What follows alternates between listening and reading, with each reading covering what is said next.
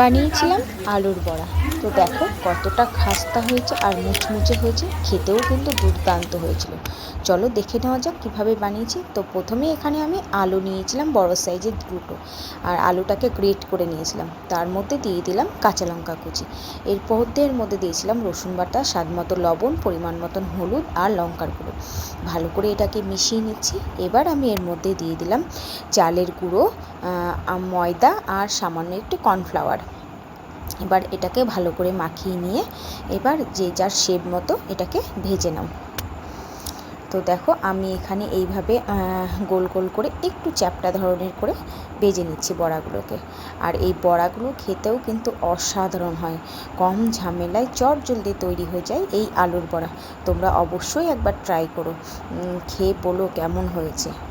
তো বন্ধুরা, আর তোমাদেরকে সব শেষে আমি এটা একটা ভেঙেও দেখাবো, দেখবে ভেতরটাও খুব সুন্দর। যদি তোমাদের এই রেসিপিটা যদি ভালো লেগে থাকে অবশ্যই একটা লাইক করে দিও, আর একটা সুন্দর কমেন্ট করে বলে যেও কেমন লাগছে তোমাদের এই বড়ার রেসিপিটা। তো আজকে এখানেই শেষ করছি। ততক্ষণ সবাই ভালো থাকবে, সুস্থ থাকবে আর সাবধানে থাকবে। আর আমার এই ভিডিওটা দেখার জন্য তোমাদের